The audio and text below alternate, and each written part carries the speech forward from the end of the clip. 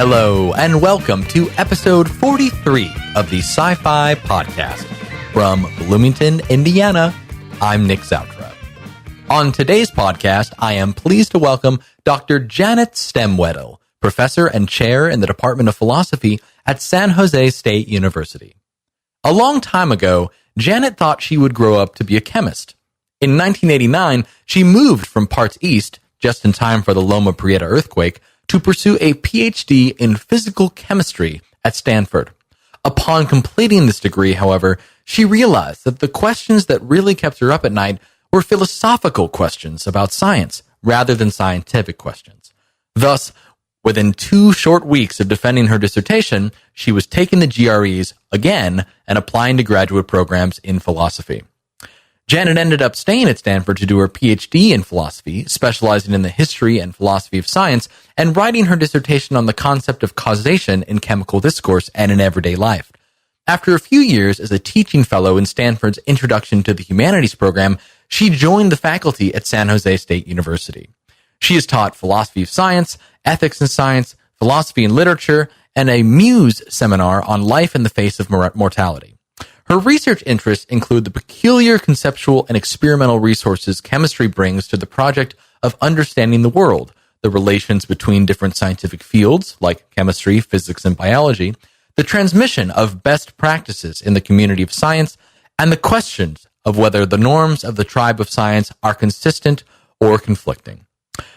Janet's leisure pursuits have included ceramics and ballroom dancing, especially Argentine tango and big band swing, and lately, she is more focused on biointensive gardening, raising her 2 offspring, and occasionally cycling by the bay.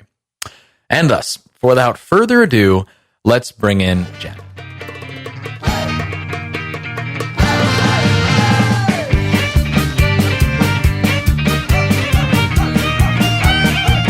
Dr. Janet Stemwedel, welcome to the Sci-Fi Podcast. How are you this morning?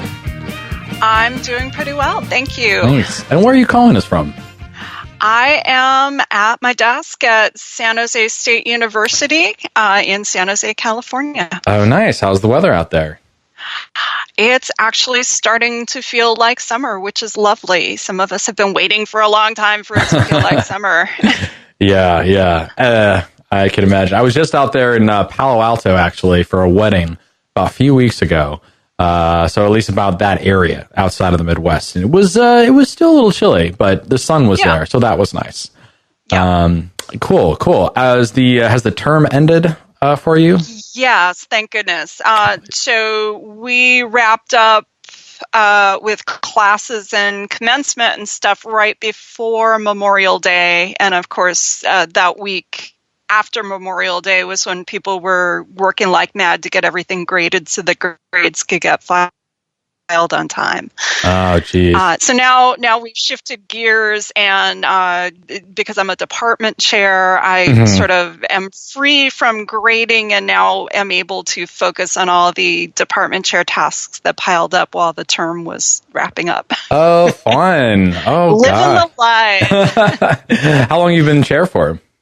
This is, I guess, the end of the 3rd year of my term, and it's a 4-year term, and I think there's some chance that they might get another term out of me. So. Oh, yeah. Has it been everything you've hoped for and everything you've thought it would be?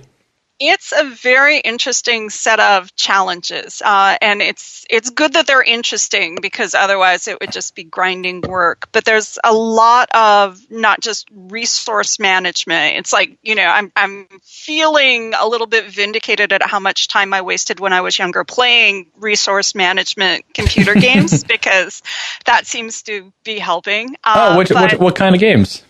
Oh, there was one that was like way back in the early days of computer games that I believe I first played on the Commodore Teacher's Pet. So you need to find an old person to explain what that. I've heard of the Commodore, like. But I have not used it before. Oh, yeah. So it was a long time ago, but there was a game called Lemonade where the goal was, every turn was a day. You got to purchase sugar and lemons and cups, and you got a weather forecast, and then you got to set the price for a cup of lemonade at your lemonade stand. And of course, the prices were different every turn, and sometimes the weather forecasts were accurate and sometimes they weren't. And so you sort of had to keep track of how these different components meshed with each other, what a good price was, what demand was going to look like under different conditions, and then try and maximize your take. And in a lot of ways, running a department, you've got similar kinds of things. You've got issues about meeting student demand for different kinds of classes. You've got issues about being able to assign work to everyone who wants work teaching. You've got issues about making sure the right sequence of courses are available so that students can graduate in a timely fashion, not only in your major, but in other majors that might require one of your major's classes. So it's that plus budget uncertainty, plus unexpected expenses like colleagues' laptops getting stolen from cafes, and that happened. that happened. But and then just managing people, which is something that, at least in my graduate program, they never taught us how to do. But sort of figuring out, if you need someone to step up and do a thing that isn't necessarily what they most feel like doing, how do you persuade them? How do you make it worth their while to do the thing that collectively you need to have done without them feeling put upon or cranky? And so you've got sort of Lemonade plus a multi-turn prisoner's dilemma plus, a whole bunch of other cool stuff going on. But largely it ends up working out, which is fun. And I've got a really great group of colleagues that I work with, which probably makes it an easier game than it would be a lot of other places. Yeah. Oh, well, I think, it's funny as you described it. I really love the analogy to the kinds of lessons you can take from a game such as that, and the kind of administrative work that a person essentially in management is having to do as the chair. That's really fun. I think they definitely did remake Lemonade for newer OS programs too, beyond the Commodore. Right. There's all sorts of similar kinds of games, like Knight of the Realm, I guess, was one I used to play, where again, you got to make sure you're growing enough food to feed your peasants and you're raising enough armies to protect yourself. And, it's a similar kind of thing if you're managing a department too. Cool. But there's some people who are like, oh my God, this is such a distraction from the philosophy I want to be doing. Keep me as far away from that as possible. But it's work that needs to be done to create a space where we can do philosophy. So I'm not going to say, this is work that's beneath me. This is actually work that's making me step up my game in various ways. So in many ways, I like that philosophy doesn't just happen in a vacuum, or it doesn't necessarily happen walking along the beach. It can, I guess, but you need a space too, and a place of continual persistence and support, and that's exactly what doing this kind of thing is. It's not perhaps doing philosophy, but it's doing something in support of something like that. So right, and another thing that's kind of odd that I think a lot of people don't realize is often when you're in a meeting with your dean and other department chairs, having the tools of philosophy to sort of analyze what's happening with a disagreement, or to be able to spell out what you think is at stake in a particular decision that the group is confronting. That's not only useful, that's something that people from other disciplines seem to value. So I think, the whole philosopher kings thing, at least in an academic context, it's got something behind it. There is a value to the tools of analysis that we bring to the table. Excellent. Well, I hope things have been going well. It sounds like they are with the position, and I hope it's not too much work to keep you away from maybe enjoying some of the summer. Yeah, I think the other thing they do with us as department chairs, we're in a position where we earn vacation days and then they make us take them. And part of that is because they don't want you to get to the end of your term as department chair and have your department have to buy back the unused vacation days, because that would be a really unhelpful expense. That's a lot less useful than buying, the services of someone to teach another section of a class that needs teaching. But also they want us not to be wound so tight that we, I guess, are really mean to our colleagues or worse. So they're like, learn to take a break. Why don't you? Yeah. And that's, I think, a useful side effect of the 3 years I've spent being chair, is I am learning how to take a break sometimes. Mm-hmm. Good. Something that in academia, it's really easy to say, oh, but isn't a break like time that I should be spending advancing research or something like that? One of those bad habits I think we pick up in grad school. Yeah, I know. I think it's definitely a learned habit for sure.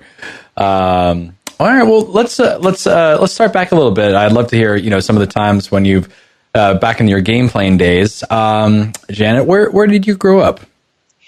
So I mostly grew up in northern New Jersey, in a suburb called Ridgewood, although I was sort of on the, not just the wrong side of the tracks, but the wrong side of the freeway on the wrong side of the track. It was almost not in Ridgewood, but my parents, I think, just said, where is the place in this zip code where we could almost afford a house so that our kids can be part of this really good public school system? And that's what they did. And then it feels like I spent most of the time I lived there working hard to be able to leave there. It was, I did not find the culture of suburban northern New Jersey, especially in the early to mid 1980s, to be something that fit well. This was There's something iconic of Ridgewood that you could describe, or is there like what could give us a sense of what Ridgewood was like? Yeah,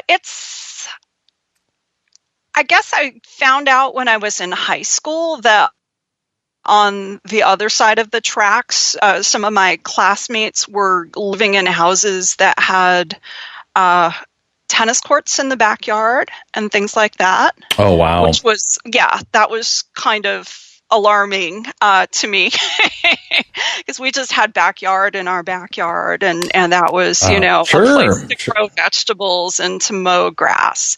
And that was pretty much it as far as I was concerned. There were some people with significant wealth there, and starting to understand how wealth disparities fed into things out in the world. I think for me started there. I'm trying to think what else. We were very, very, the part of Ridgewood I lived on was extremely close to Paramus, New Jersey, which was primarily noted for its shopping malls. And shortly after I went off to college was when the pop star Tiffany made her musical debut in the Paramus Park Shopping Center, which was the one closest to my house. So that was sort of the height of culture in the area, was what was going on at the shopping malls, which again, a little alarming. Just the consumerism baked into culture there. Yep, sounds like oh man, yeah, I can relate to that. Growing up in a suburban area myself, It's like, oh, it's a weird kind of feeling. It is, and by the same token, I'm again living in a relatively suburban outpost in the Bay Area, and Sure. I really appreciate having my own parking space. Yeah, yeah. The years I lived in San Francisco, we only had street parking, and street parking plus small children. It doesn't always mix well. So. Understandable. It's not like I'm a total believer in suburbia, but there's features of it that do make life easier. Sure. And what did your parents do? So my father was a patent attorney with sort of a chemistry background. Okay.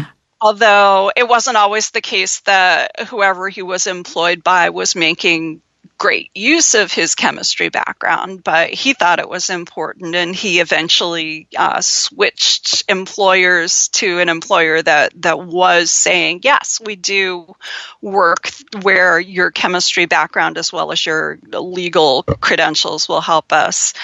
My mom was mostly, well, let me see. This is complicated. So when I was very, very small, my mom was programming computers for Sears Roebuck and Company. Oh. But it was in an era where she had to conceal pregnancies, and then, knew that she was going to get fired after giving birth, and she had to train the man who was going to take over her position and get paid way more for it than she did.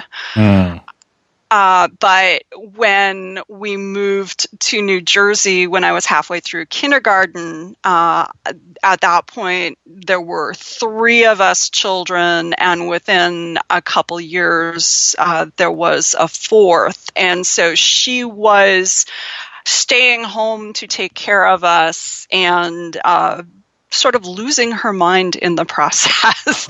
So by the time I was 10 or 11, she realized that the only way we were all going to live through it was if she got to use her mind more than being a stay-at-home mom was letting her do.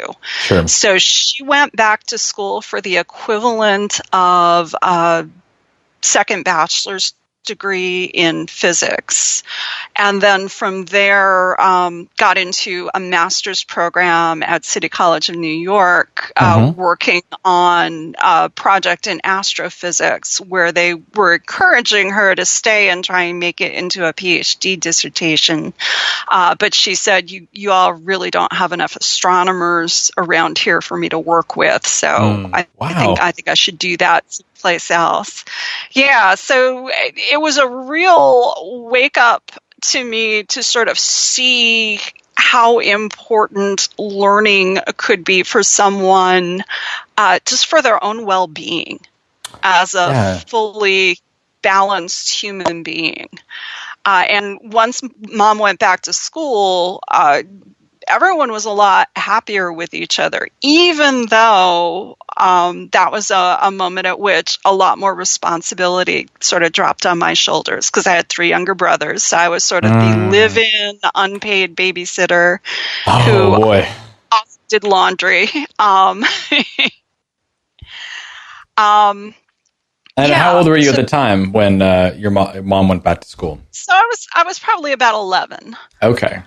Yeah, and that was a big part, I think, of what motivated me to do well in junior high and high school was to achieve exit velocity, to be able to move at least a 4-hour drive away from my parents, and have them subsidize it. So that was how I saw college in a lot of ways, was an escape from domestic servitude. But I also, I guess I was interested in learning too. That was something that I think my parents just had in the air as we were growing up. The learning was pretty cool. Yeah. It sounds like both folks seem to be fairly, pretty intellectual, pretty working in advanced kinds of fields. very stimulating fields. Yeah. Okay. Could you recall any, like, I don't know, what were you interested in growing up, I suppose? I mean, was there anything other than I need to kind of get out or to jump to, I mean, which is totally, I think, just reason enough. Like, you just kind of know, like, okay, something will stimulate me. But was there, yeah. Well, I mean, I enjoyed math a lot. Math was kind of this really, if I pull back and think about it, what an odd kind of recreational activity to be involved in. But I fell in with the math team in my first year of high school, and partly it was just because they were weirdos like me. They were they were willing to accept me as I was, even though I could not pull off, the big hair that one was supposed to be able to pull off in New Jersey in that era if one was being socialized as a girl. They were like, your hair can be limp. If you can solve these problems, you're fine. I also fell in with the literary magazine people, and I wrote, a certain amount of bad poetry, as one does sometimes in one's teens, and maybe a smaller amount of poetry that had some promise. Ooh. But that was most of my activities as a teenager gravitated around school. And that was a way to get out of the house and do a little bit less babysitting, a little bit less folding of socks for boy children who could only recognize their own socks when they were on someone else's feet. Oh, boy. Yeah. Okay. All right. So upon, graduating from high school, what came next? Where were you off to? So I went to college at Wellesley, which is a women's college about 12 miles west of Boston. Mm-hmm. And I started out knowing I was going to be a chemistry major, but also knowing that I didn't just want to take science courses. And this was, a big reason I wanted to go to a small liberal arts college, is I wanted to be balanced. I wanted to be able to feed all the parts of my mind that wanted to be fed. Yeah. And so I think by my first spring semester there, a friend of mine from my dorm had said, so I've been taking these philosophy courses and they're pretty cool. Here's a logic course coming around in spring. I bet you'd like that. So that's where I started, with a symbolic logic class. And then the next semester I took, I guess I can't even remember if the official name of it was modern philosophy, but basically it was a class that was Hume and Kant and Berkeley and Descartes, that crowd. And it was really hard, but it was really rewarding. It was strangely rewarding to fight through really dense text and figure out what it could mean, and to put together sort of a coherent picture of what is this person trying to claim about the world that we're living in. And it was taught by an amazing professor who is still active, although she's not still at Wellesley, Michelle Moody Adams. And I believe she was still ABD at that point. So I may have gotten her early in trajectory, but she was just so inspiring, and she was giving such useful feedback to people who were trying to feel their way through how do I read philosophy without losing my mind. Yeah. That by the end of that class, I think I knew that I had to major in philosophy as well as majoring in chemistry, that I just needed to know what was up with philosophy. Okay. So at the time, it sounds like some pretty exciting undergraduate experiences, and it's always great when you get some professor like that to stimulate you. Were you starting to think philosophically in terms of your interest in chemistry, or were these kind of separate intellectual pursuits? I told myself that they were separate at the time. And there's a lot of ways that sort of the patterns of what you did as a philosophy major and what you did as a chemistry major complemented each other nicely. So like most chemistry majors, I was in the lab a lot. The lab classes were... They were like lab classes always are. The things that were supposed to happen often didn't, or if they did, they happened near the last 45 minutes of a 3.5 hour lab period. And so you had to really work hard to get things done. And then for some of us, you'd finish an afternoon lab and you'd have maybe an hour before your evening lab class started. And so that was sort of a grind. And when I'd get frustrated with how hard it was to make the laws of nature display themselves in a laboratory setting, I could always run off to, read some philosophy where you've got a nice healthy distance between yourself and the messiness of the real world, where you could think about things maybe more abstractly, with maybe a little bit more idealization.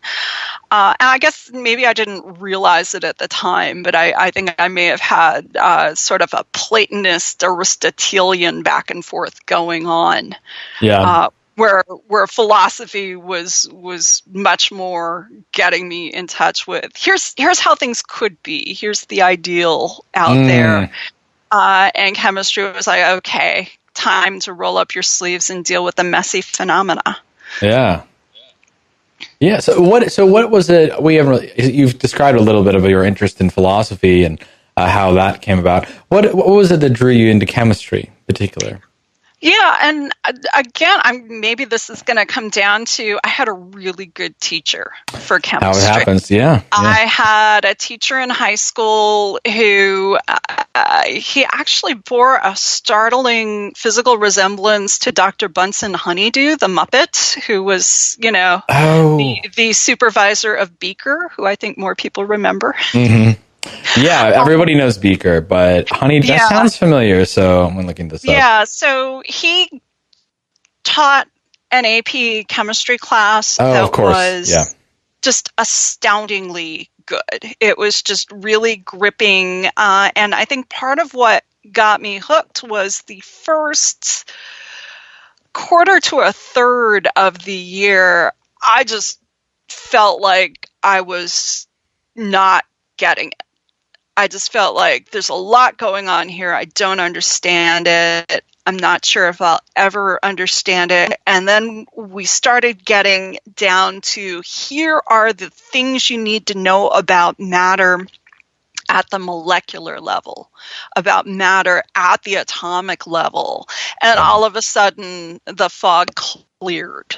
And I was like, oh, this is actually the right level of structure to understand a lot of complicated stuff that happens in the world, a lot of complicated stuff that I kind of was already aware of before I jumped into a chemistry class. And this is cool. So I think finding the right level of structure to help me make sense of a world I was living in was sort of a transformative moment. And I said, okay, cool. I guess I should be at least studying chemistry, and maybe I should become a chemist. Although I think when I was a high school student, I had no idea what that would be like. Yeah. And so I see. What was it like in the lab for you? So once I got to college, it was sort of a scary and frustrating place. I figured out how fragile glassware was by breaking a lot of it. I figured out which reagents were good at burning holes through pages of lab notebooks or through legs of blue jeans. I figured out just how sensitive to pressure making a potassium bromide pellet was. That was a really important thing to be able to determine infrared spectra of unknowns in organic chemistry. For a lot of organic chemistry, I felt like probably I need to switch my major. Probably I need to be a physics major. And then my second semester organic chemistry professor, who also taught my lab class, wrote this thing in my lab notebook, saying, okay, for this lab assignment, here's a grade that's not very good. But the comment that sort of got my attention is something to the effect of, you have really good lab technique, far better than most, and you just need to push through and do a better job explaining in these lab write-ups what you think is going on, even if you think that what's going on is that the experiment has failed. Mm-hmm. And up until that moment, I did not know that I had better lab technique than most. So having that display of faith in my abilities, even in the context of saying, and by the way, you're getting a crap grade on this particular lab write-up, that was enough to sort of help me rally and go forward and do better. And by the end of that semester, I was not by any means top of my class in that lab class, but I was doing much better work, and I believed that if I kept working at it, my technique was going to get better. Yeah. So it seems like by the end of your time in undergrad, was chemistry. It seemed like chemistry was the path, or at least it definitely, it struck me that way. By my senior year, I was sort of looking ahead to what do I do next. For a while, I had thought maybe I want to be a pre-med, and then I started getting the sense from professors I was talking to and also people I knew who were a little ahead of me that doctors end up being a lot more like mechanics rather than like scientists. And I think at that point I was pretty interested in finding out not just what you learn as an undergraduate science major, which is the knowledge other people have already built in your discipline, but I wanted to know how to build knowledge in chemistry. And so, asking around, I found out that the way you do that is you earn a PhD in that science, because most of what you do is going to be learning how to build knowledge and building a significant chunk of it that will be the center of your dissertation. And at that point, I thought, okay, chemist sounds like a job. Sounds like a job I can explain to my parents. Actually won't even need an explanation. My dad even knows chemists. And did you guys connect at all, as growing up or at least in college on chemistry matters at all? Or was that just sort of coincidence? It turned out my dad preferred organic chemistry, which was the kind of chemistry that almost turned me into a physics major. I preferred physical chemistry, partly because you could lean on math to derive a lot of stuff. You didn't have to memorize quite as much stuff. My memory was, the things that stick in my memory tend to be song lyrics from bad songs from my youth, rather than here's where the electrons go in this molecule as it's being greeted by this other molecule. So sure. So since there were no popular songs telling me how to remember where the electrons moved in the organic chemicals, I said, okay, best to be a physical chemist. I thought philosophy is the kind of thing I will be able to read in the evenings, or, if I'm commuting to the lab on the bus, I could read it on the bus. But I don't think I had a good picture in my head of what a career in philosophy would look like. So I thought this will just be my personal enrichment as I live a full life as a chemist. And so I embarked on a PhD in physical chemistry. And by the time I got to the point that I was that I had written up, that I had finished writing my dissertation and had lined up a postdoc in chemistry and was starting to write the grant proposals to try and bring my own funding to that. Wow. I started to realize maybe I didn't actually want to be a chemist when I grew up. I had this...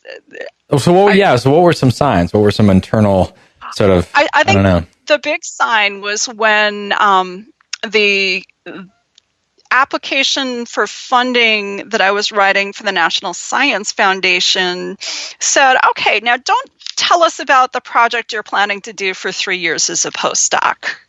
We're sure that's fine. Yeah. Tell us what your research agenda is going to be as a chemist after your postdoc. And I thought, okay, are there enough questions that keep me up at night in chemistry that could be a full career as a chemist?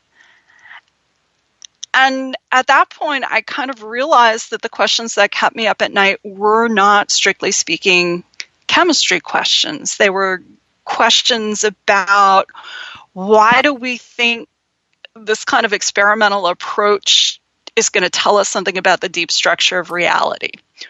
Why is it that humans who have all of these interesting biases and, limits to our sense organs and things like that, how is it that we can coordinate our efforts and still build reliable knowledge about the world? And the more I thought about it, the more I thought, if I try to pursue these questions in a chemistry department, I'm going to spend the whole time having my department chair mad at me. Yeah. So I maybe need to come clean about what it is that these questions are, and that's philosophy. And so at that point, luckily, I did have a person I knew existed in my memory bank, someone I had met at Wellesley because his wife was an anthropology professor there, and she was a faculty member who I can't remember what the term they used to describe her was, but she was the faculty member who was sort of assigned to our dorm as a faculty resident to do programming with some of the students to help us feel more connected to the faculty. Her husband was a professor at Boston University who did physics and philosophy of science and had PhDs in both of those. And I thought, okay, so it's not unprecedented. I've just been through grad school. I could probably do it again. As it turned out, I had to take the GREs again because my scores were 6 months too old to apply to grad school with. And university graduate admissions apparently view the GRE as a better predictor of success in grad school than success in grad school might be. Which is a wonderful scam ETS had going. But anyway. Right. They still have it going. So I took the GREs again. I applied to a whole mess of programs in philosophy of science, and I did grad school again in philosophy. And so these were both schools. Was this at Stanford? Yeah. Yeah, great. And as it happened, I actually stayed at Stanford. I did my PhD in chemistry at Stanford, and then moved a relatively short distance on campus from the chemistry department to the philosophy department. The difference in culture between the two departments was striking and interesting. Yeah. So, And there's something about having been through a graduate program that helps you to see, if you do it again, which pieces of what you're going through are probably hazing. oh, can you identify some? Sure. Just, I think the first time through grad school, I assumed I was the only one who was scared that, this might be the week that they find out I'm not smart enough to be here and they send me home. Gotcha. By the second time around, it was pretty clear to me that the imposter complex is not an uncommon thing. That some people are much better at hiding it, and that there really are people in disciplines who kind of feel like how they're going to train you necessarily involves tearing you down, just bringing you all the way down to your foundation so they can build you up the right way. Yeah. And maybe in some cases that's true. But I'm not fully persuaded, and having been through it once, it's easy to say, okay, I see what you're trying to do here, and I'm not going to take it as personally. Right. And I might not actually, go all the way down to the foundations you assume I should, but it will be all right. Yeah. So so it sounds like that's one positive of having transitioned and having gone through graduate program. You're able to take the knowledge from one to the other, especially related to what you just spoke about. Were there any other aspects of transitioning? This is something that common that many graduate students face, either either mid during their middle of their studies or toward their end, where they decide, okay, I'm going to, this is actually not what I really want to do. I'm going to go do this, this program, or leave for industry or something like that. But yeah, can you maybe, I don't know, say a little bit more about what that transition was like? So there were pieces of it that were challenges, I think, that come from just shifting from a very empirical, laboratory-based kind of discipline to a discipline where it's less empirical, where a lot of what you're doing is you're trying to evaluate arguments and come up with arguments and figure out what good evidence would even look like. So there were ways that it was frustrating, because in chemistry, you could always, even if your brain isn't feeling totally tip-top for problem solving, you could say, okay, I'll just run another experiment and collect data. The amount of mental engagement you need to set up the experiment and get it running is not always sort of at the edges of your capability. And then you've always got, data to discuss. It might not be the data you expected. It might not really bear as heavily on the hypotheses you're testing as you hoped it would, but you got something to discuss. In philosophy, there are just days where it feels like the equivalent of I can't do anything because the equipment's not working, but the equipment is your head.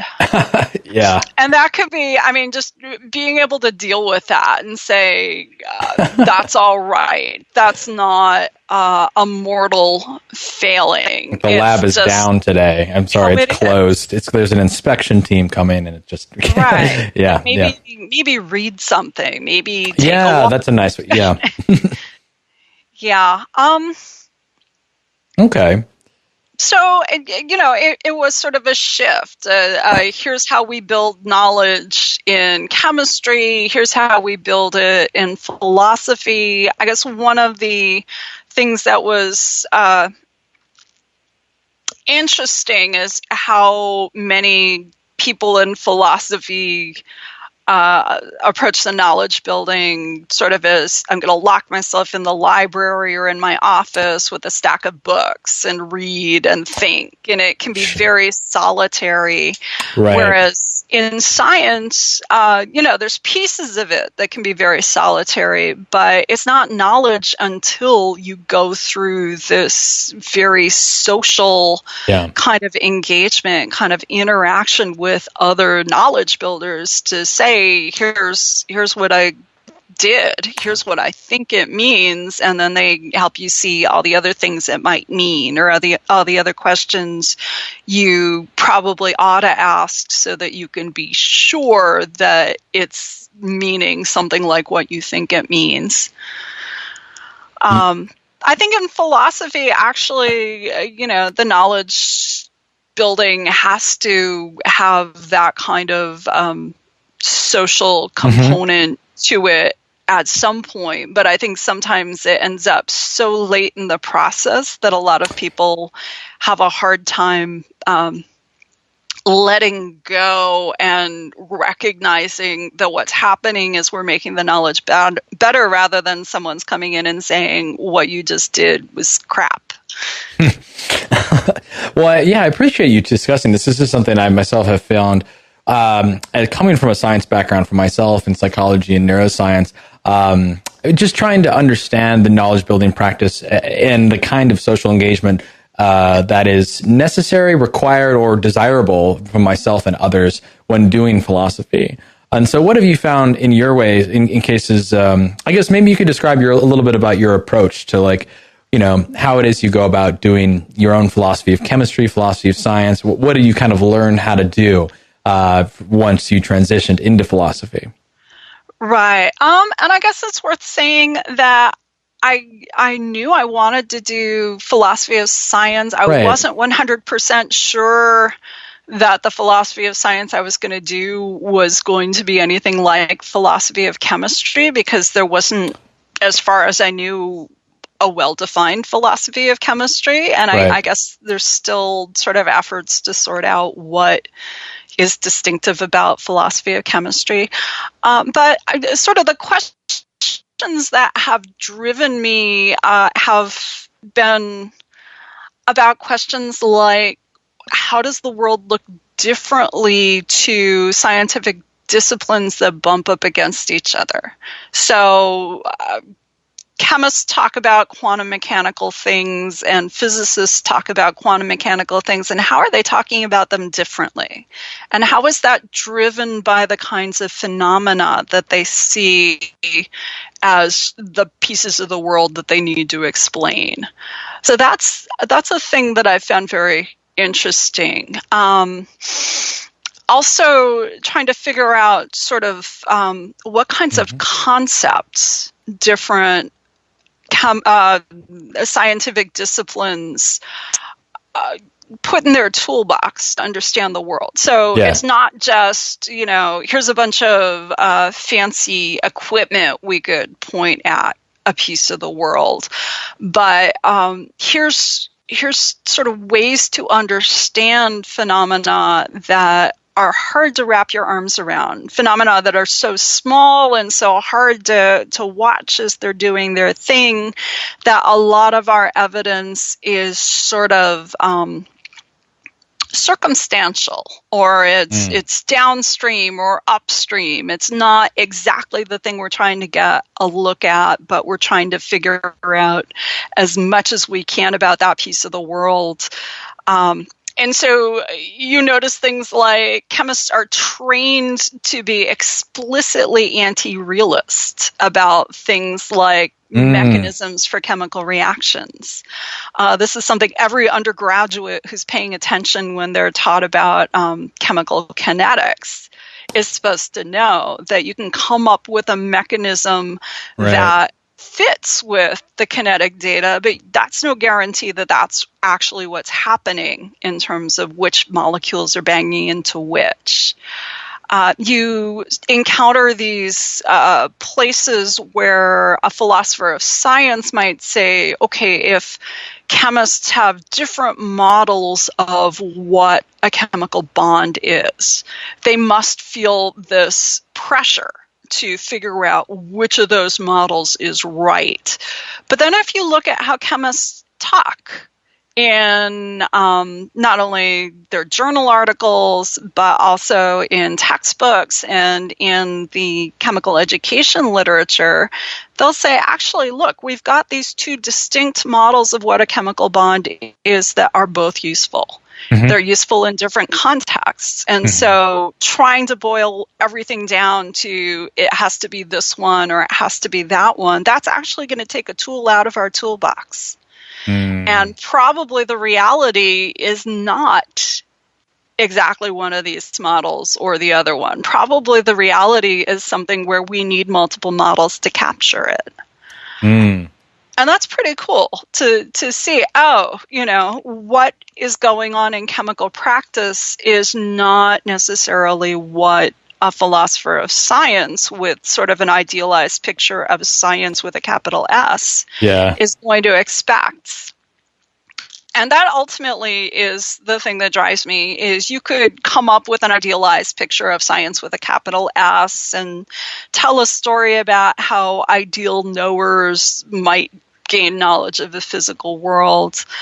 But I want to know how the non-ideal knowers that are actually building scientific knowledge do as well as they do. And I want to know things about how pieces of what's going on for those scientific knowledge builders that they themselves don't necessarily recognize as closely tied to the knowledge building can have big impacts on how that knowledge building project goes. So, one example is just looking at who gets to be a knowledge builder and what some of the pressures are on, for example, women in sciences.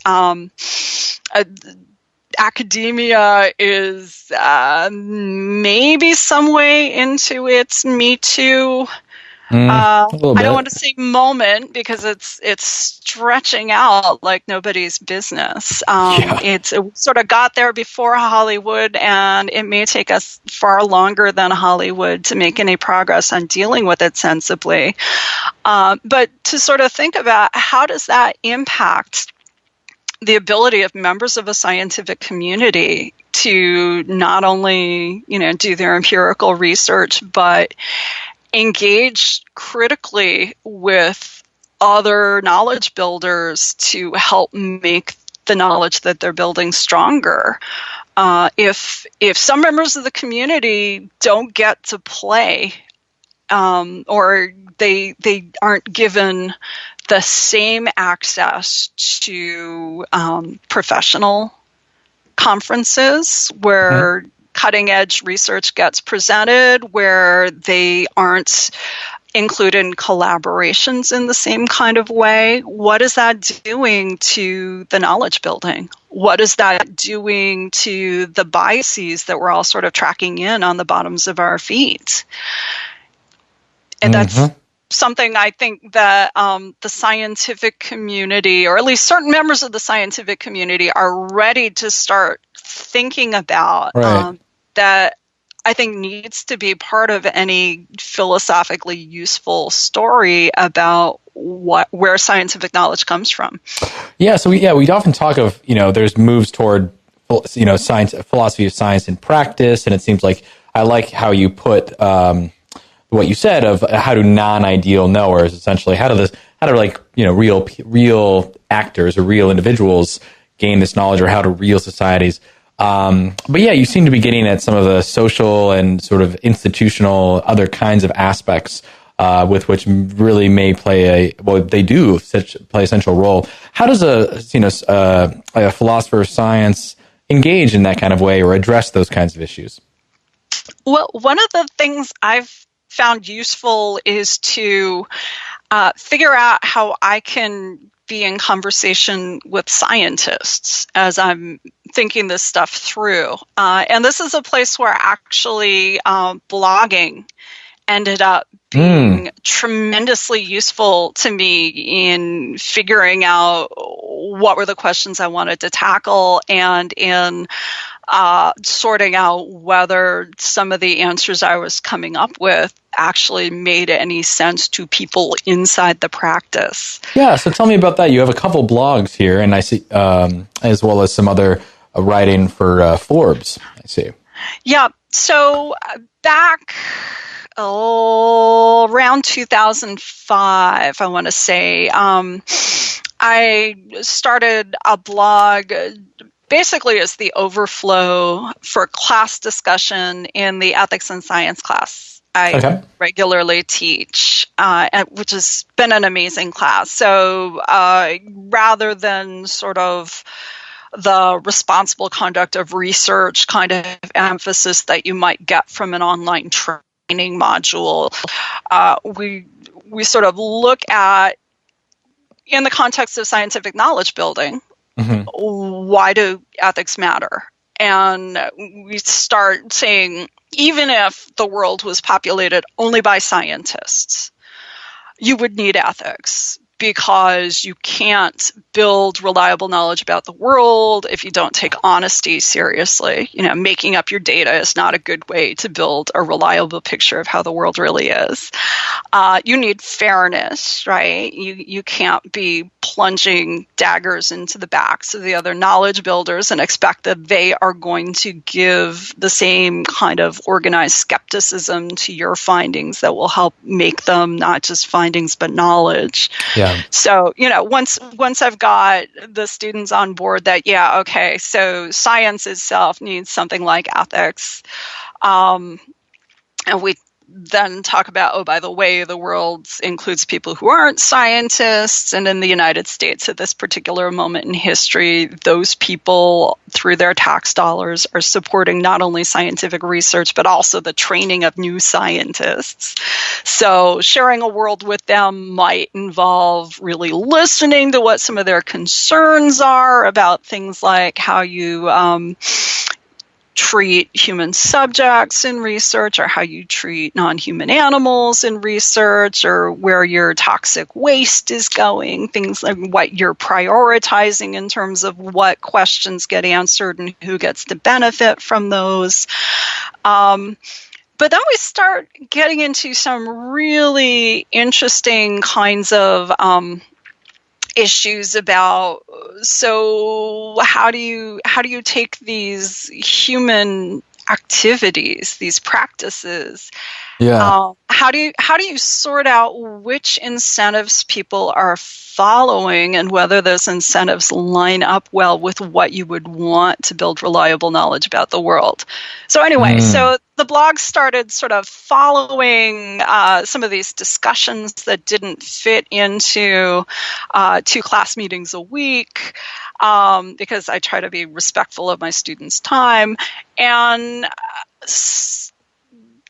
sort of collected things that were happening in the news that seemed relevant.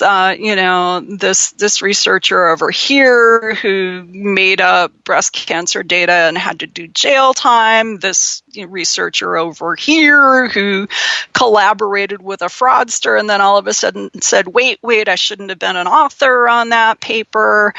And somehow people who weren't my students found it.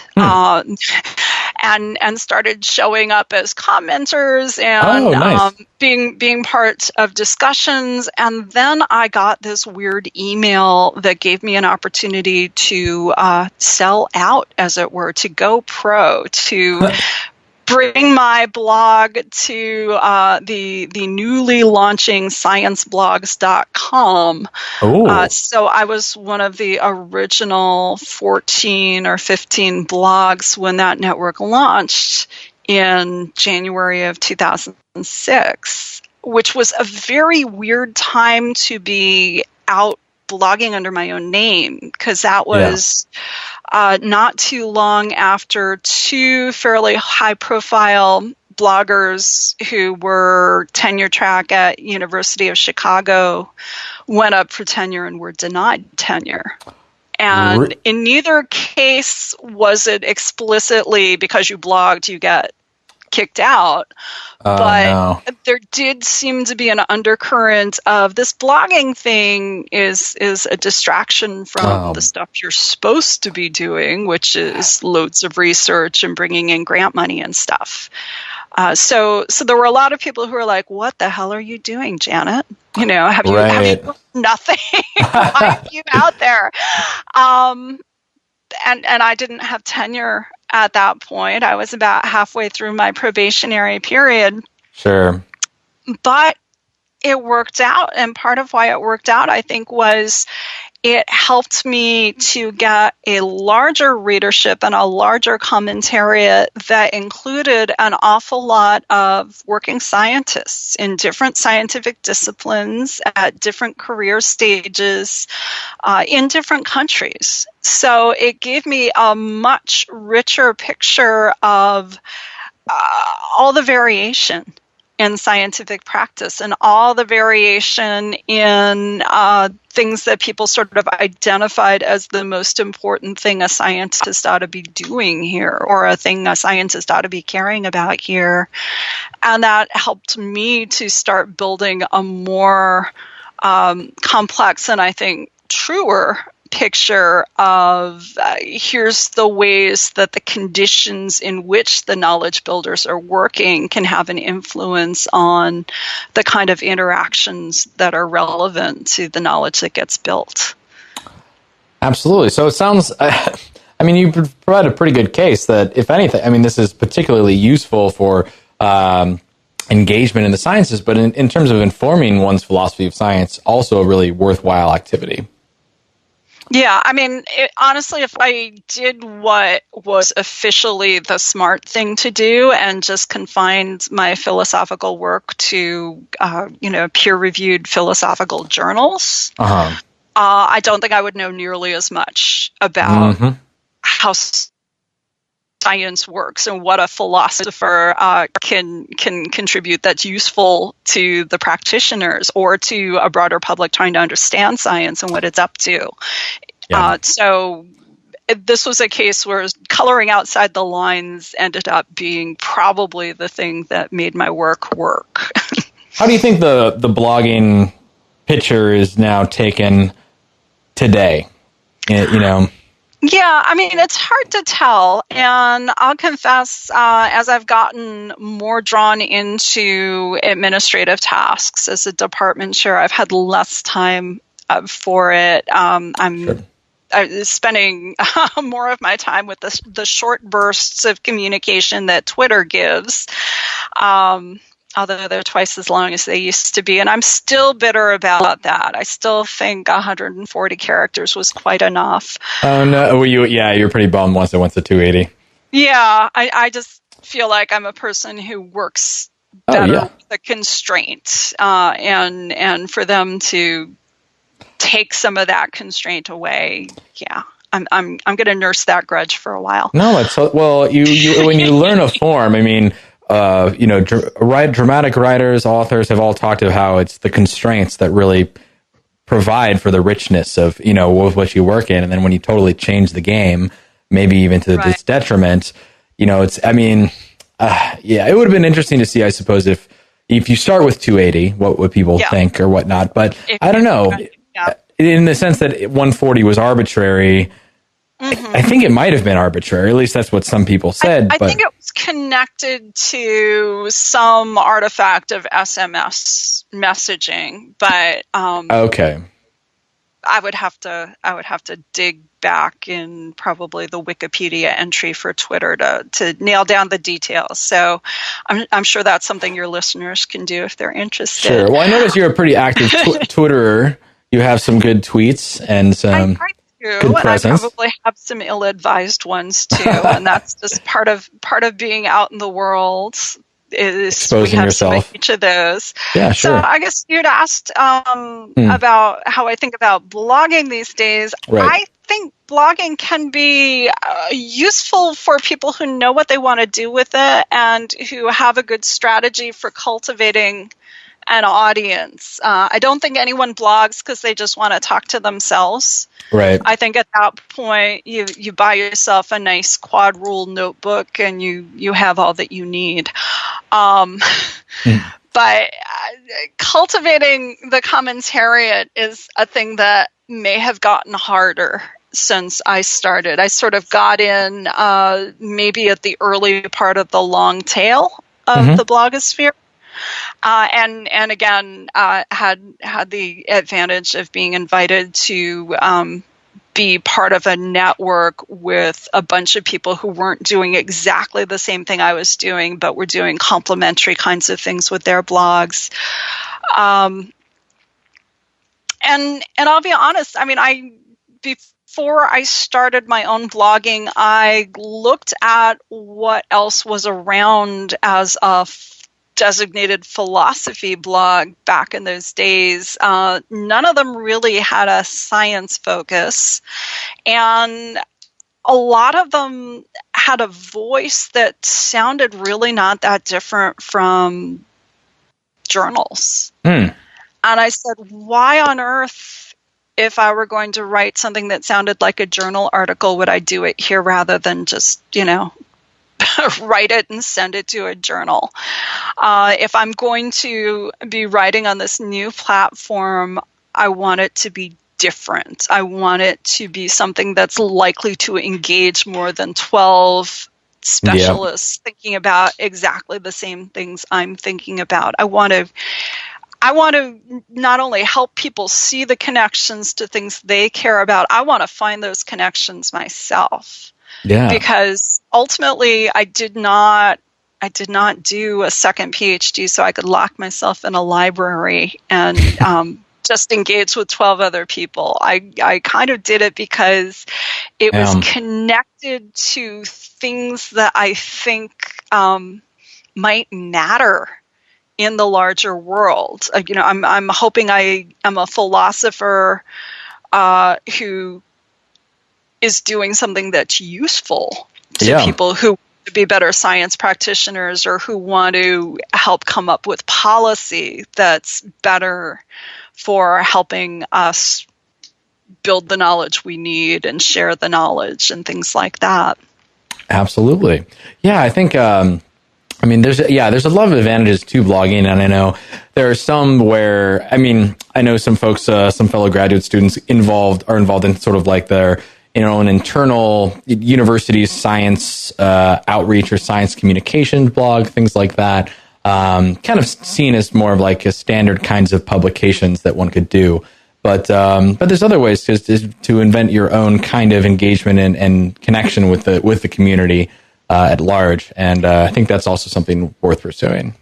Yeah, and I like that you said community there, because I think that's been another hugely valuable thing that I've gotten from sort of thinking out loud on blogs and social media is I now have this community of people not only in philosophy, but in other fields, and many in scientific fields, but some in completely different fields, who I know are going to, if I make a claim that I'm not defending as well as I should, they're going to give me a hard time.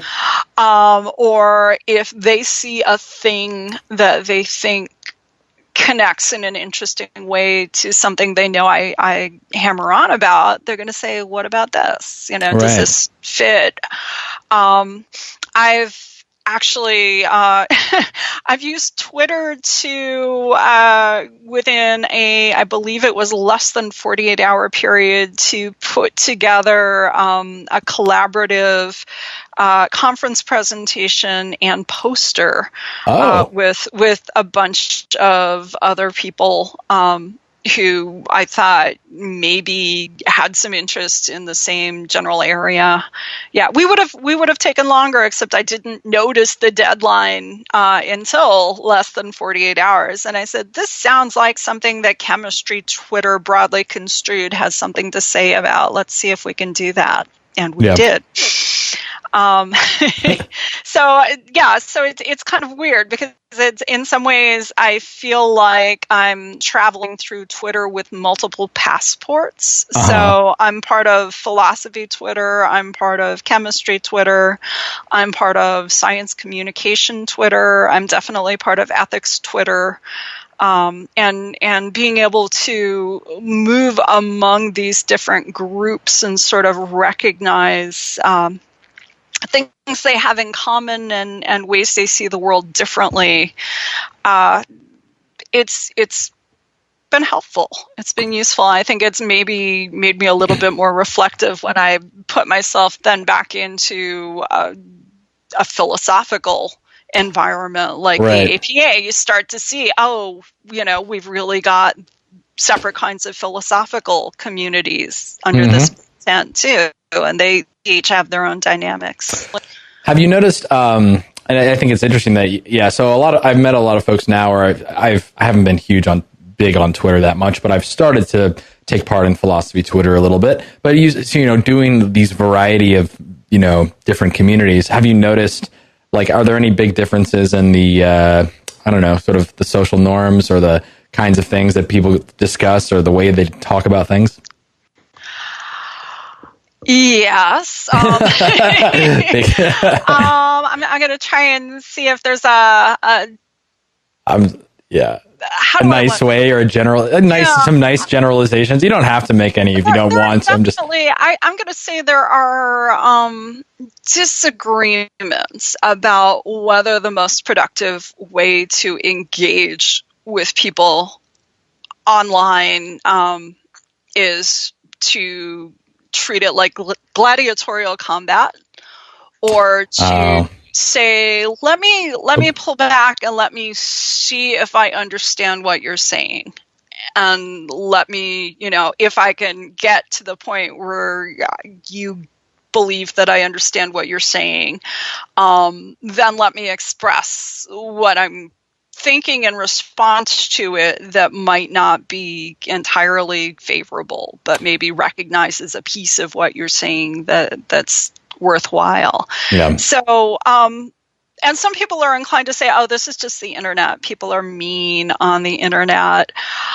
I remember department colloquia before the internet. I think philosophers are mean lots of places. Philosophers are perfectly capable of treating their face-to-face interactions like gladiatorial combat is the way to go. Yeah. So I'm inclined to think it's not about the tools. It's about the ways we've been socialized and how we value or don't value each other, not just as purveyors of ideas, but as human beings who have ideas.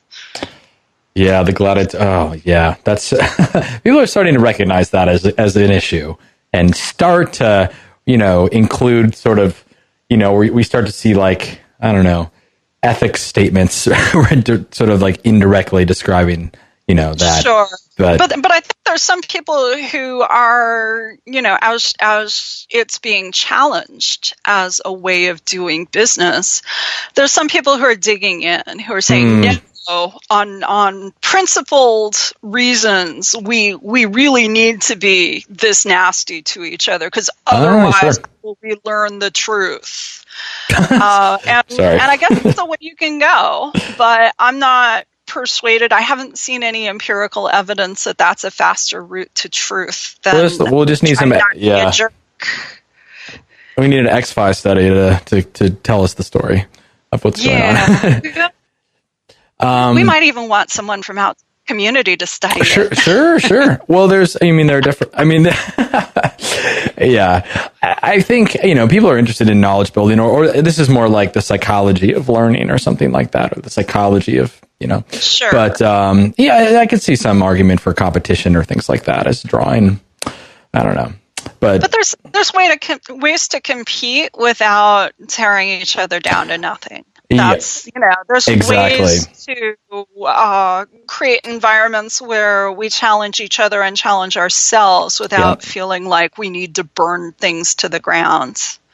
Well, and there's these cases where, I've actually, in discussing with a lot of folks, like yourself, like others, the people who have been resilient in the face of being torn down in these kinds of communities. But what are the folks who were not so fortunate to be so resilient, who could have contributed something, or were really looking forward to contributing something, and then kind of found this community and were like, oof, this isn't really what I want to be about. This isn't much of, the kind of thing I want to do.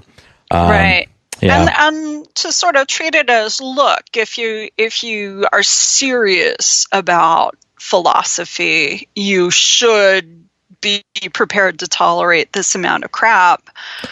I'm not sure I understand the virtue of that, to be honest. That just seems like a mistake. And if that's supposed to be sort of our natural selection, right, so that we don't end up with more philosophers than the community can support, well, first of all, I think we're already sort of at that point if we at least if we think narrowly and say what you do with a PhD in philosophy is you go be a professor and you train more PhDs in philosophy.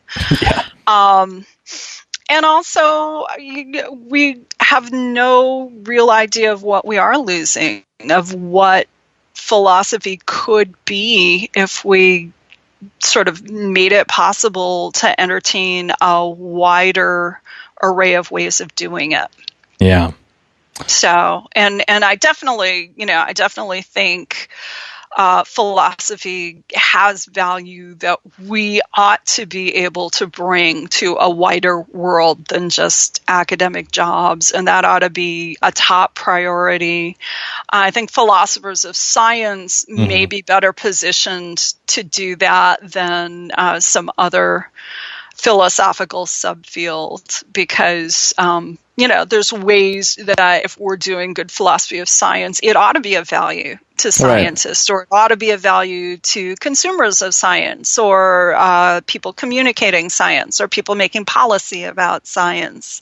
So if we can do a better job as a discipline sorting out those places where we could be usefully engaging more broadly, I think it's a win for everyone. Great. Because it's good when people can get jobs within years. It is. It certainly is. So, okay. So what kind of work or projects are you currently taking on? Oh, that's a great question, because most of my sort of research has been a little bit back burner while I do the department chair thing. But I have a few projects that keep bubbling through the cracks. One of them is sort of describing some of the ways that citizen science might be interestingly different as a way to build knowledge, or to understand what's involved in knowledge building, than sort of traditional done by professionals science. So there's been some discussion, I think, of ethical kinds of considerations with people doing citizen science. A lot of them have focused on citizen science that has participants who also end up being the equivalent of human subjects, and how much of this DIY science needs ethical oversight, or at least needs the practitioners to understand ethics as maybe part of what they should be thinking about ahead of time. People sort of say, "Oh, but I'm deciding what I do, and it's on me, and no one should be able to stop me." But citizen science projects, for example, that might involve DNA sequencing, for participants to realize people who share my genetic endowment might also be involved somehow downstream.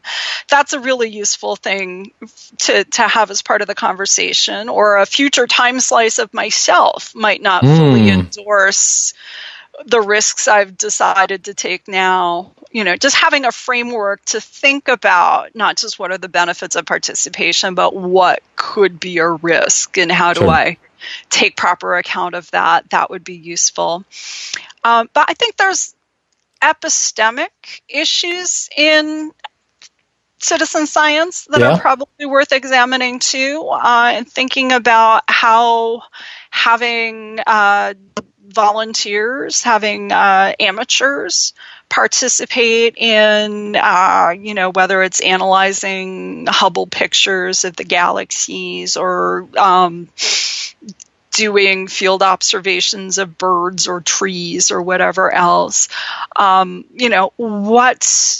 What is it that the specialist scientists are getting besides an extra set of eyes that they don't have to compensate? How is there sort of a place at which fresh eyes stop being so fresh and you sort of have a diminishing return of the value that your citizen science force brings to the table?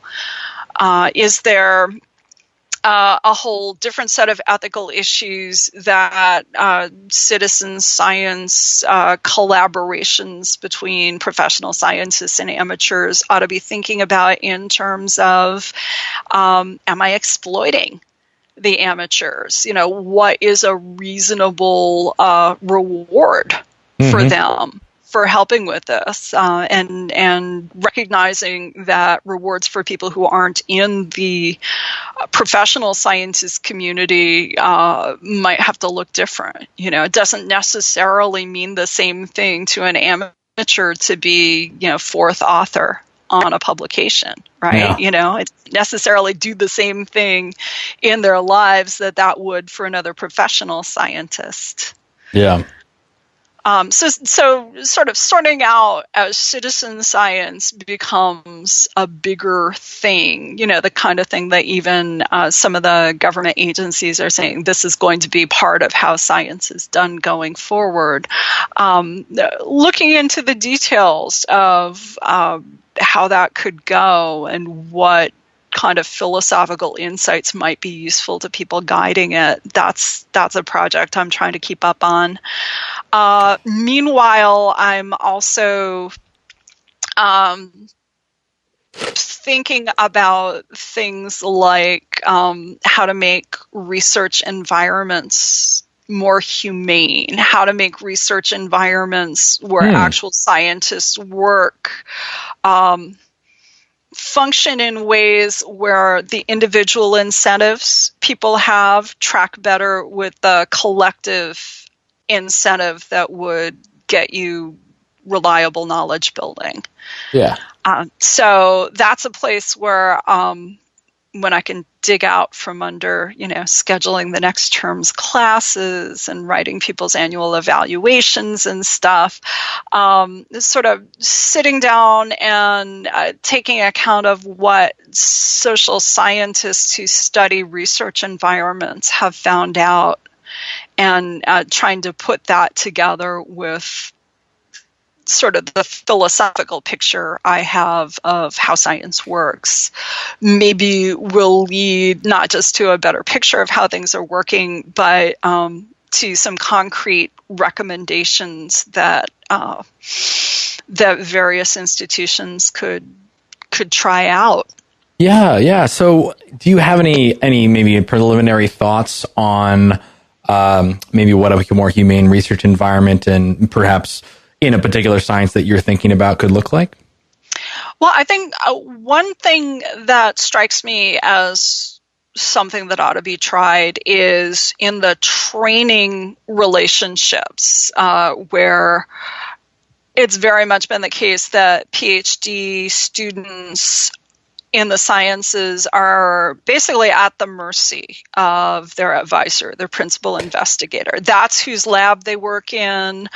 That's who they have to satisfy with their results. That's who gets to arbitrarily decide whether they're ready to write it up and defend or whether they need to stay for another year. And of course, the PI has all kinds of incentives to keep highly skilled grad students around as long as possible because they bring in good data and you need that good data to get out your grant proposals, to bring in the grant money, to justify your existence in your university.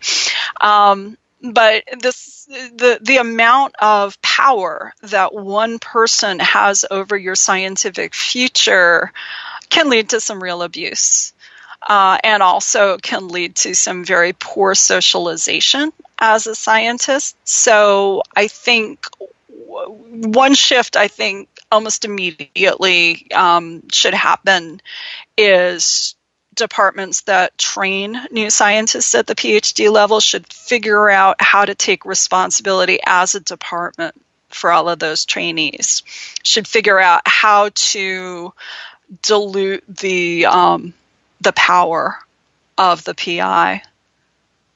Mm-hmm.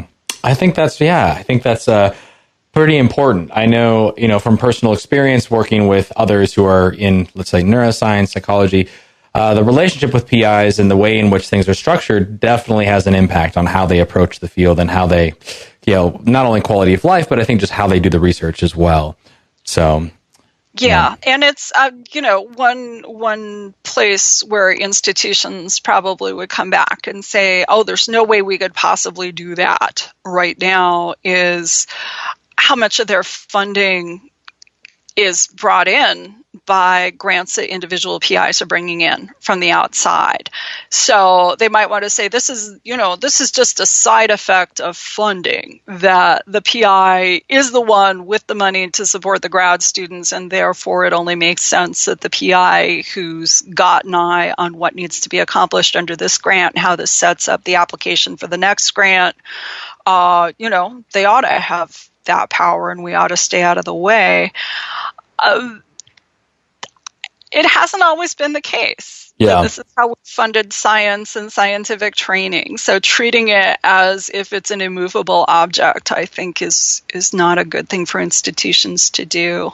Yeah. So the hope is, somewhere between a good empirical argument from the social science research coupled with a good philosophical argument, maybe places will decide it's worth trying. Yeah. Just to see what happens. And maybe it's an empirical question. Maybe some of the ideas I have for change won't work, but I think there's only one way we find out whether they will. Yeah.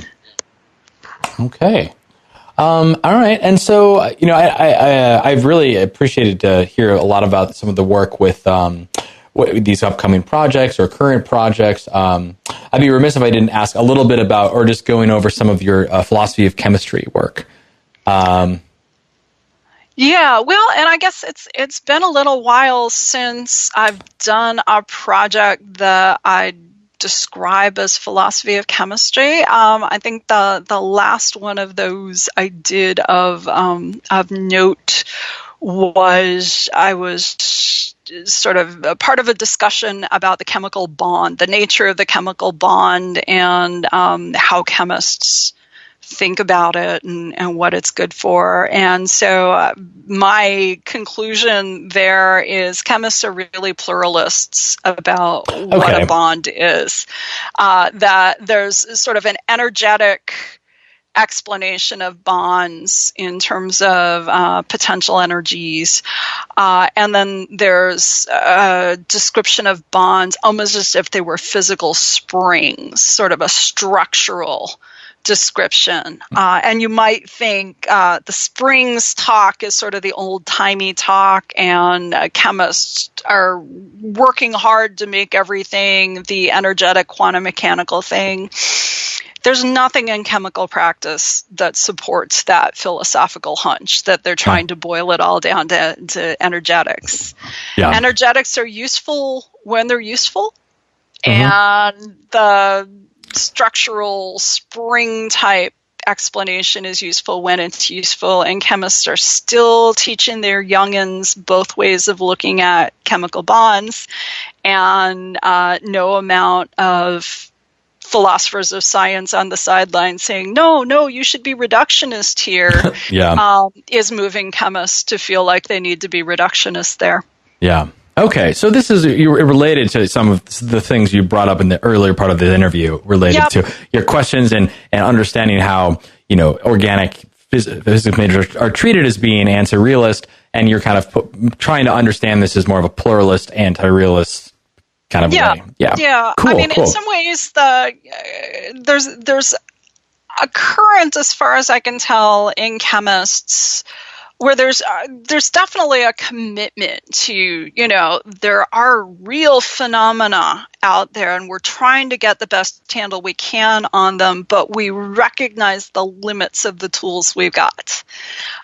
So we're trying to walk the tightrope between getting an accurate description of the phenomenon that's out there and not going beyond what the evidence we have on hand lets us conclude. So, exactly what you'd want a scientist to do. Yeah. They just do it in a way that doesn't always line up with how a philosopher of science thinking about ideal science with a capital S thinks that they should. And so it sounds like current work of yours is kind of perhaps keeping in mind chemistry in some ways, but many ways kind of exploring some of the more, either social or newer kind of just things that are resulting from, I suppose, like in many ways, the social activities of science, such as citizen science, such as the way in which the relationship and or the space in which science is actually done might impact how it's done and the researchers themselves. Exactly. Great. So I was looking a bit on your Twitter, and I was going to ask you perhaps a little bit, and we can totally delete this part of the interview too if you don't feel comfortable chatting about it. Just heads up there, I edit these. But you had a tweet pinned related, I think this was back in December 9th, 2017, related to some of the Me Too movement you had brought up related to discussing a harasser and whatnot, and it seemed to get a lot of traction. Would you mind sharing a little bit about that and kind of what's been going on about with that? So, right. So, my first month of graduate school, I should say, in philosophy, where I was pretty excited to be switching gears from chemistry. I was pretty sure philosophy, is the field that lines up with the questions that keep me up at night. Mm-hmm. I already, I had a little bit more than 4 years that I had sunk into the chemistry PhD. So I was like, okay, can't mess around now. I'm older than I was when I started the first time, so I got to make this one work, or I don't know what I'll do. So a month in, my department had a colloquium. The colloquium speaker went out to dinner afterwards with a bunch of us grad students and a handful of faculty, and I guess the faculty went home sooner than the grad students, but this colloquium speaker was sort of regaling us with stories about how very political philosophy was as a discipline, how important it was to build your networks and, to be known by the important philosophers, yada, yada. Long story short, after the dinner, he sexually assaulted me. Ooh. And I was new enough in my department that I didn't really know if the faculty of my department were going to believe me, or if they believed me, if they were going to side with me over him. I mean, he was not a member of our department. He was, visiting to give a colloquium, but even so, as he had pointed out at the dinner, these networks of grown-up philosophers are very strong. Oof. And grad students are kind of transients, right? They're passing through your department. You probably don't get too attached to them, right? Because you're sending them out into the world, and some of them are going to do well, and some of them might not get jobs, and you don't want to feel too bad when that happens. So I had to sort out, basically on my own, what to make of this, whether this was something that was sort of telling me that philosophy was not a good discipline for me, whether it was worth fighting through to stay. And obviously I decided it was, but it felt very isolating. And I'm totally sure I'm not the only one who has had an experience like that. In fact, I know I'm not, because the more conversations I have with other people I know in philosophy, the more that they share the kinds of experiences they've had where someone they thought was going to be a mentor ended up ended up sort of being the opposite of that, where someone who they trusted to take a bad thing that had happened to them seriously ended up gaslighting them, or ended up saying, yeah, that kind of thing's going to happen, but if you want to be in this field, you just have to be tough. You have to toughen up and take it. Which is, again, this is one of those issues about what kind of environments do we think are reasonable ones for us to do philosophy in. And if we decide, it's no big deal if people have this kind of thing done to them, that's actually going to be a big deal. For a lot of people. It's going to be a way for us to lose a lot of talent, and the talent that stays is going to sort of be looking at other people in their discipline like, I'm not sure I can trust you. It's going to limit the kinds of engagement, the kinds of collaboration that we might otherwise have. And there's nothing, to my mind, that we gain by saying, let's let more powerful philosophers prey on less powerful philosophers. Let's let professors, try to sleep with their students. That's just the perk of the job. I don't think it should be. I think there are plenty of dating apps people can be using at this moment in history. If that's what they're looking for, they don't need to look at their students as a dating pool. And for sure, harassment of various sorts strikes me as not an exercise of academic freedom that ought to be defended. And we should just act like grown-ups in a profession. We should act like professionals. Well, this institution, I'm sure this has been discussed quite a bit, but the space of the power dynamic of academia is very much representative of these other spaces in which this has gone on, with advisors, advisees, graduate students, faculty, even things with like senior faculty to junior faculty. There's just... And also this is something that the people who study this say happens more frequently in male-dominated disciplines, and philosophy is still one of those. So we really have a lot of room to make this a better disciplinary space if it matters to us to do that. And the big question is whether people are willing to give up the freedom to be swinging their fists near other people's faces. Yeah. That's kind of what it comes down to. I'm not trying to restrict anyone's freedom generally, but I think having the freedom to do grievous harm to other people is maybe not the freedom that we're going to the mat to protect. Yeah. Absolutely. So, did you happen to share some of this about your story with anybody eventually, or was this sort of just kind of describing? Yeah, eventually I did. That weekend, I shared it with a friend of mine who was not in academia. Okay. Because, partly because I still remember Anita Hill speaking at the confirmation hearings for Clarence Thomas. Yeah. That was burned into my mind. And so I knew, having a contemporaneous person I was telling about it, should it become important later, might be important. It was a few years down the line before I was able to discuss it with anyone in my program. And it was, first women in my cohort and then some of the women faculty in my program. So, at this point, a significant number of my friends and colleagues in philosophy know the details, and some of them even know the identity of the person who did this. And this is, sort of how the whisper net works, is you try and protect people who you think you can protect, but you take into account that it's always going to be imperfect as long as there's a real cost to speaking up. Yeah.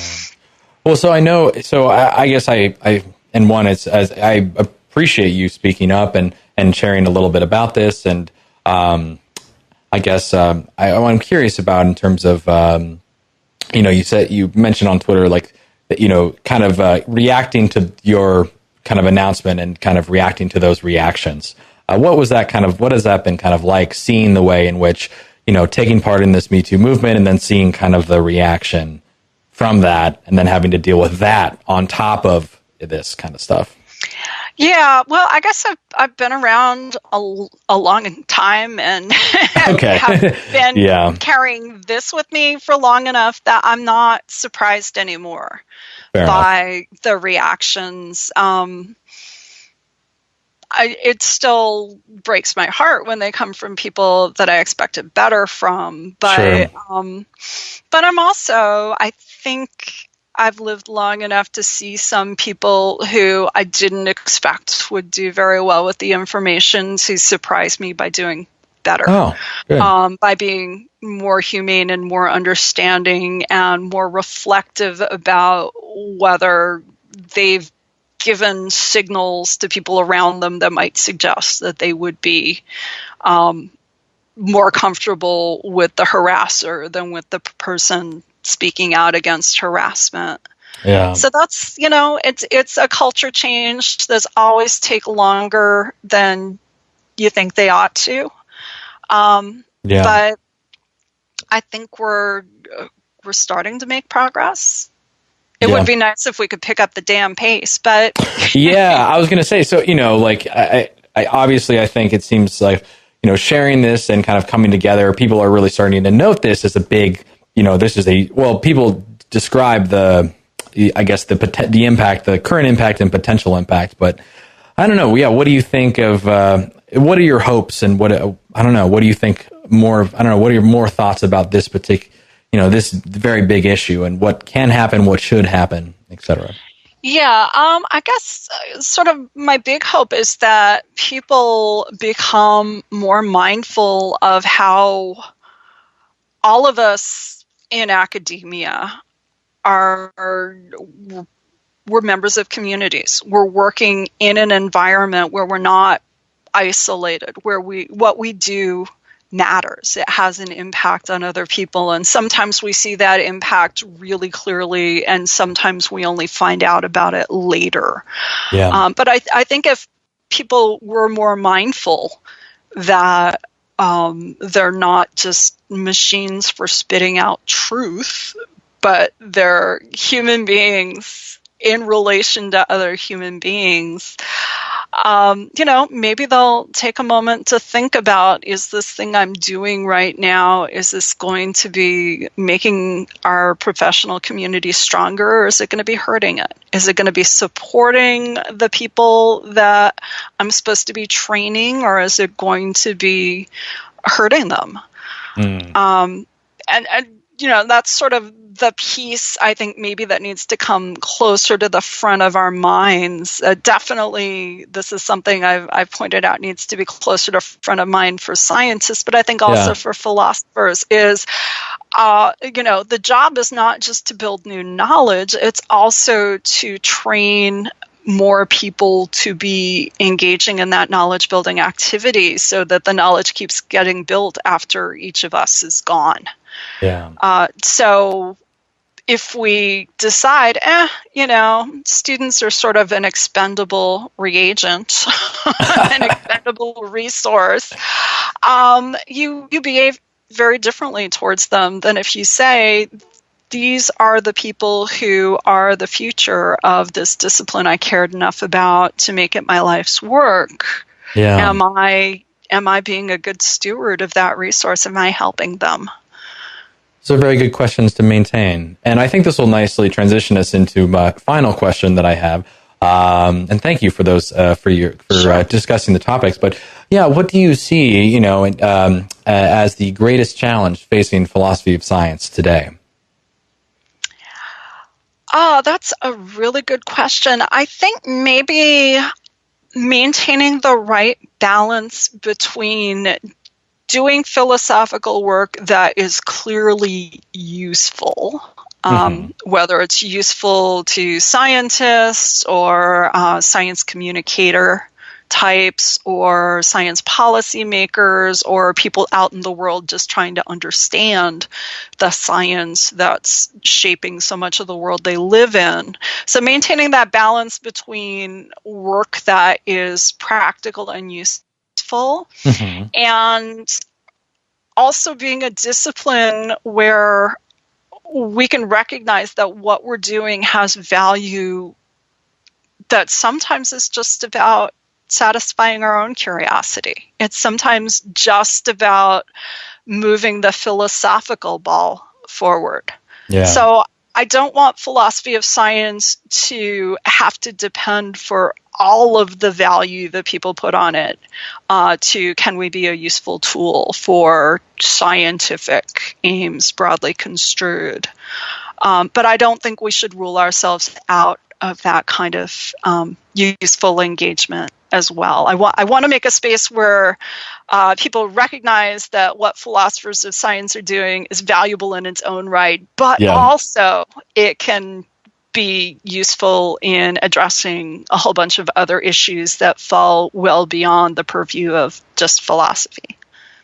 Yeah, finding that balance is very difficult, and it's also not clear whether a philosopher of science is always successful in doing, let's say, both, or need be successful. It seems that a lot of folks like yourself can do both, can successfully, but I don't know. It might be that we don't have to do all the things at the same time, right? Yeah, but to say we can make space in this discipline within philosophy where we are valuing not just the stuff that looks a lot like philosophy, but also the stuff that maybe we're getting used to in a philosophical context because it looks very practical and out there in the world, changing policy and things. To not end up making our philosophical discipline one where we say, oh, that's interesting work, but because it doesn't look like the kind of philosophy of science I do, I'm not sure it's really philosophy of science. I think we should avoid that. Yeah, I've seen it. I heard that before. And that's something. Okay. That's really good.